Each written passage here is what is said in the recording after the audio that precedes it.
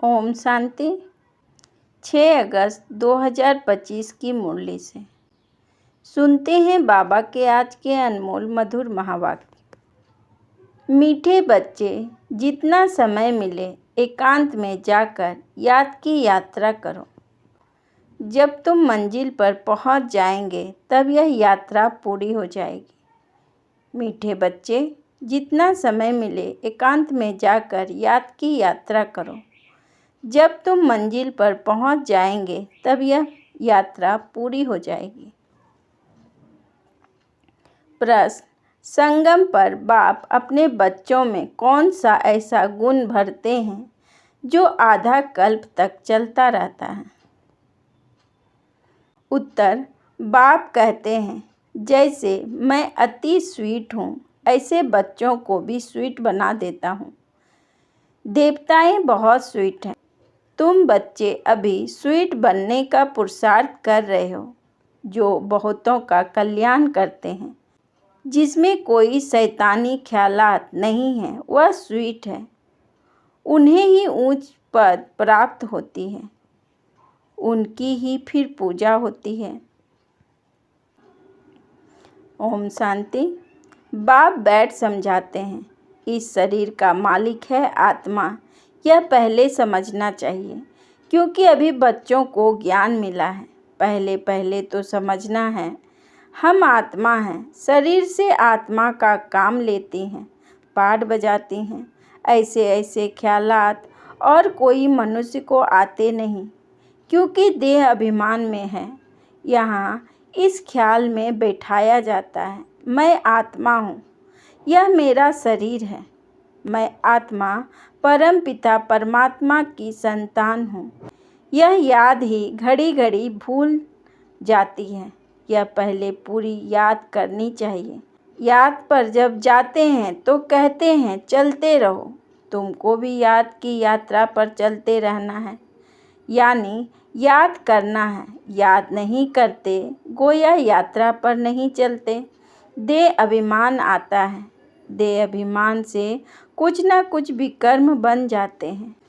ऐसे भी नहीं, मनुष्य सदैव विकर्म करते हैं, फिर भी कमाई तो बंद हो जाती है ना। इसलिए जितना हो सके याद की यात्रा में ढीला नहीं पड़ना चाहिए। एकांत में बैठ अपने साथ विचार सागर मंथन कर पॉइंट निकालनी होती है। कितना समय बाबा की याद में रहते हैं, मीठी चीज़ की याद पड़ती है ना। बच्चों को समझाया है, इस समय सभी मनुष्य मात्र एक दो को नुकसान ही पहुंचाते हैं। सिर्फ टीचर की महिमा बाबा करते हैं, उसमें कोई कोई टीचर खराब होते हैं। नहीं तो टीचर माना टीच करने वाला, मैनर्स सिखाने वाला, जो रिलीजियस माइंडेड अच्छे स्वभाव के होते हैं, उनकी चलन भी अच्छी होती है। बाप अगर शराब आदि पीते हैं तो बच्चे को भी वह संग लग जाता है।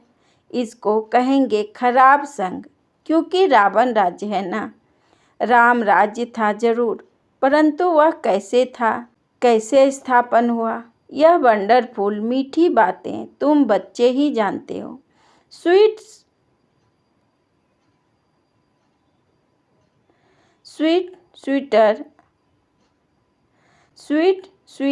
स्वीटेस्ट कहा जाता है ना।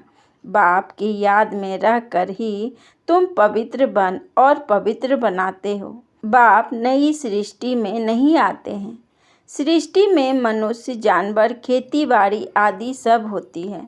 मनुष्य के लिए सब कुछ चाहिए ना। शास्त्रों में प्रलय का वृत्तांत भी रॉन्ग है। प्रलय होती ही नहीं, यह सृष्टि का चक्र फिरता ही रहता है। बच्चों को आदि से अंत तक ख्याल में रखना है। मनुष्य को तो अनेक प्रकार के चित्र याद आते हैं, मेले मलाखड़े याद आते हैं। वह सभी है हद के। तुम्हारी है बेहद की याद, बेहद की खुशी, बेहद का धन, बेहद का बाप है ना। हद के बाप से सब हद का मिलता है, बेहद के बाप से बेहद का सुख मिलता है। सुख होता ही है धन से। धन तो वहाँ अपार है, सब कुछ सतो प्रधान है। वहाँ तुम्हारी बुद्धि में है। हम सतो प्रधान थे, फिर बनना है, यह भी तुम अभी जानते हो। तुम्हारे में भी नंबरवार है, स्वीट, स्वीटर, स्वीटेस्ट है ना। बाबा से भी स्वीट होने वाले हैं, वही उच्च पद पाएंगे। स्वीटेस्ट वह है जो बहुतों का कल्याण करते हैं। बाप भी स्वीटेस्ट है ना, तब तो वह सबको याद करते हैं। कोई शहद या चीनी को ही स्वीटेस्ट नहीं कहा जाता, यह मनुष्य की चलन पर कहा जाता है। कहते हैं ना, यह स्वीट चाइल्ड, मीठा बच्चा है। सतयुग में कोई भी शैतानी बात नहीं होती। इतना ऊंच पद जो पाते, जरूर यहाँ पुरुषार्थ किया है। तुम अभी नई दुनिया में जाते हो। तुम्हारे लिए तो जैसे कल नई दुनिया सुखधाम होगी। मनुष्य को पता ही नहीं शांति कब थी। कहते हैं विश्व में शांति हो। तुम जानते हो विश्व में शांति थी जो अभी फिर स्थापन कर रहे हो। अब यह सभी को समझाएं कैसे। ऐसी ऐसी पॉइंट निकालनी चाहिए जिसकी बहुत चाहना है मनुष्य को। विश्व में शांति हो, इसके लिए रड़ी मारते रहते, क्योंकि अशांति बहुत है। यह लक्ष्मी नारायण का चित्र सामने देना है। इसका जब राज्य था तो विश्व में शांति थी। उनको ही हेवेनिटी वर्ल्ड कहते हैं। वहाँ विश्व में शांति थी। आज से 5000 वर्ष पहले की बातें और कोई नहीं जानते। यह है मुख्य बात। सब आत्माएं मिलकर कहती है विश्व में शांति कैसे हो। सभी आत्माएं पुकारती है। तुम यहाँ विश्व में शांति स्थापन करने का पुरुषार्थ कर रहे हो। जो विश्व में शांति चाहते हैं उन्हें तुम सुनाओ कि भारत में ही शांति थी। जब भारत स्वर्ग था तो शांति थी, अब नर्क है। नर्क कलयुग में अशांति है, क्योंकि धर्म अनेक है, माया का राज्य है। भक्ति का भी पंप है, दिन प्रतिदिन वृद्धि होती जाती है। मनुष्य भी मेले माला खड़े आदि पर जाते हैं, समझते हैं जरूर कुछ सच होगा। अभी तुम समझते हो उनसे कोई पावन नहीं बन सकते हैं। पावन बनने का रास्ता मनुष्य कोई बता न सके। पतित पावन एक ही बाप है, दुनिया एक ही है, सिर्फ नई और पुरानी कहा जाता है। नई दुनिया में नया भारत, नई दिल्ली कहते हैं। नई होती है जिससे फिर नया राज्य होता है। यहाँ पुरानी दुनिया में पुराना राज्य है। पुरानी और नई किसको कहा जाता है यह भी तुम जानते हो। भक्ति का कितना बड़ा प्रारब्ध है, इसको कहा जाता है अज्ञान। ज्ञान सागर एक बाप है। बाप तुमको ऐसे नहीं कहते कि राम राम कहो व कुछ करो, नहीं। बच्चों को समझाया जाता है वर्ल्ड की हिस्ट्री ज्योग्राफी कैसे रिपीट होती है। यह एजुकेशन तुम पढ़ रहे हो, इसका नाम ही है रूहानी एजुकेशन, स्पिरिचुअल नॉलेज। इसका अर्थ भी कोई नहीं जानते। ज्ञान सागर तो एक ही बाप को कहा जाता है, वह है स्पिरिचुअल नॉलेजफुल फादर। बाप रूहों से बात करते हैं, तुम बच्चे समझते हो रूहानी बाप पढ़ाते हैं। यह है स्पिरिचुअल नॉलेज। रूहानी नॉलेज को ही स्पिरिचुअल नॉलेज कहा जाता है। तुम बच्चे जानते हो परमपिता परमात्मा बिंदी है, वह हमको पढ़ाते हैं। हम आत्माएं पढ़ रही हैं, यह भूलना नहीं चाहिए। हम आत्मा को जो नॉलेज मिली है फिर हम दूसरी आत्माओं को देते हैं। यह याद तब ठहरेगी जब अपने को आत्मा समझ बाप की याद में रहेंगे। याद में बहुत कच्चे हैं, झट दे अभिमान आ जाता है। देही अभिमानी बनने की प्रैक्टिस करनी है। हम आत्मा इनको सौदा देते हैं, हम आत्मा व्यापार करते हैं। अपने को आत्मा समझ बाप को याद करने में ही फायदा है। आत्मा को ज्ञान है, हम यात्रा पर हैं, कर्म तो करना ही है। बच्चे आदि को भी संभालना है, धंधा धौरी भी करना है। धंधे आदि में याद रहे हम आत्मा हैं, यह बड़ा मुश्किल है। बाप कहते हैं कोई भी उल्टा कर्म कभी नहीं करना। सबसे बड़ा पाप है विकार का, वही बड़ा तंग करने वाला है। अभी तुम बच्चे पावन बनने की प्रतिज्ञा करते हो, उसका ही यादगार यह राखी बंधन है। आगे तो पाई पैसे की राखी मिलती थी, ब्राह्मण लोग जाकर राखी बांधते थे। आजकल तो राखी भी कितनी फैंसीफुल बनाते हैं। वास्तव में है अभी की बात। तुम बाप से प्रतिज्ञा करते हो, हम कभी बेकार में नहीं जाएंगे, बाप से विश्व के मालिक बनने का वर्षा लेंगे। बाप कहते हैं 63 जन्म तो विषय बैतरणी नदी में गोते खाए, अब तुमको क्षीर सागर में ले चलते हैं। सागर कोई है नहीं, भेंट में कहा जाता है। तुमको शिवालय में ले जाते हैं, वहाँ अथाह सुख है। अभी यह अंतिम जन्म है। हे आत्माएं, पवित्र बनो। क्या बाप का कहना नहीं मानेंगे? ईश्वर तुम्हारा बाप कहते हैं, मीठे बच्चे, विकार में नहीं जाओ, जन्म जन्मांतर के पाप सिर पर हैं, वह मुझे याद करने से ही भस्म होंगे। कल्प पहले भी तुमको शिक्षा दी थी। बाप गारंटी तब करते जब तुम यह गारंटी करते हो कि बाबा हम आपको याद करते रहेंगे। इतना याद करते रहो जो शरीर का भान ना रहे।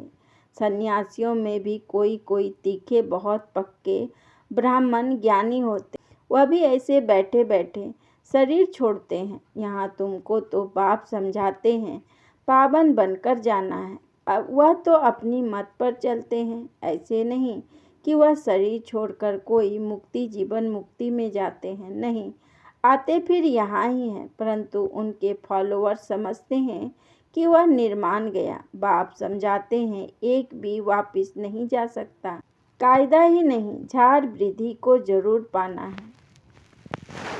अभी तुम संगम पर बैठे हो और सब मनुष्य है कलयुग में। तुम दैवी संप्रदाय बन रहे हो, जो तुम्हारे धर्म के होंगे वह आते जाएंगे। दैवी देवताओं का भी वहाँ सिजरा है ना, यहाँ बदली होकर और धर्मों में कन्वर्ट हो गए हैं, फिर निकल आएंगे। नहीं तो वहाँ जगह कौन भरेंगे? जरूर वह अपनी जगह भरने फिर आ जाएंगे। यह बहुत महीन बातें हैं। बहुत अच्छे अच्छे भी आएंगे जो दूसरे धर्म में कन्वर्ट हो गए हैं, तो फिर अपनी जगह पर आ जाएंगे। तुम्हारे पास मुसलमान आदि भी आते हैं ना, बड़ी खबरदारी रखनी चाहिए, झट जांच करेंगे यहाँ दूसरे धर्म वाले कैसे जाते हैं। बाप कल्याण करते हैं तो बच्चों को भी मदद करनी चाहिए। जो बहुतों को रास्ता बताते हैं वह बहुत ऊंच चढ़ सकते। तुम बच्चों को पुरुषार्थ करना है, लेकिन चिंता नहीं, क्योंकि तुम्हारी रिस्पॉन्सिबिलिटी बाप के ऊपर है। पुरुषार्थ जोर से कराया जाता है, फिर जो फल निकलता है समझा जाता है कल्प पहले मिसल। बाप बच्चों को कहते हैं बच्चे फिक्र मत करो, सेवा में मेहनत करो, नहीं बनते तो क्या करेंगे? स्कूल का नहीं होगा तो तुम भल कितना भी माथा मारो, कोई कम तुम्हारा माथा खाएगा, कोई जास्ती। बाबा ने कहा है जब दुख बहुत आता जाएगा तो फिर आएंगे, तुम्हारा व्यर्थ कुछ नहीं जाएगा, तुम्हारा काम है राइट बताना। शिव बाबा कहते हैं मुझे याद करो तो तुम्हारे विकर्म विनाश होंगे। ऐसे बहुत कहते, भगवान जरूर है। महाभारत लड़ाई के समय भगवान था, फिर कौन सा भगवान था उसमें मूझ गए हैं। श्री कृष्ण तो हो न सके, श्री कृष्ण उसी फीचर से फिर सतयुग में ही होगा। हर जन्म में फीचर बदलते जाते हैं। सृष्टि अब बदल रही है, पुराने को नया अब भगवान कैसे बनाते वह भी कोई नहीं जानते। तुम्हारा आखिरी नाम निकलेगा, स्थापना हो रही है, फिर यह राज्य करेंगे, विनाश भी होगा। एक तरफ नई दुनिया, एक तरफ पुरानी दुनिया। यह चित्र बड़ा अच्छा है। कहते हैं ब्रह्मा द्वारा स्थापना, शंकर द्वारा विनाश, परंतु समझते कुछ भी नहीं। मुख्य चित्र है त्रिमूर्ति का, ऊंच से ऊंच शिव बाबा है। तुम जानते हो शिव बाबा ब्रह्मा द्वारा हमको याद की यात्रा सिखाते हैं। बाबा को याद करो। योग अक्षर डिफिकल्ट लगता है, याद अक्षर बहुत सहज है। बाबा अक्षर बहुत लवलीन है, तुमको खुद ही लज्जा आएगी। हम आत्माएं बाप को याद नहीं कर सकती, जिससे विश्व की बादशाही मिलती है। आपे ही लज्जा आएगी। बाप कहेंगे तुम तो बेसमझ हो, बाप को याद नहीं कर सकते हो तो वर्षा कैसे पाएंगे, विकर्म विनाश कैसे होंगे? तुम आत्मा हो, मैं तुम्हारा परमपिता परमात्मा अविनाशी हूँ ना। चाहते हो हम पावन बन सुख धाम में जाएं, तो श्रीमत पर चलो, मुझ बाप को याद करो तो विकर्म विनाश होंगे। याद ही नहीं करेंगे तो विकर्म विनाश कैसे होंगे। अच्छा, मीठे मीठे सिक्की लदे बच्चों प्रति माता पिता बाप दादा का याद प्यार और गुड मॉर्निंग। रूहानी बाप की रूहानी बच्चों को नमस्ते।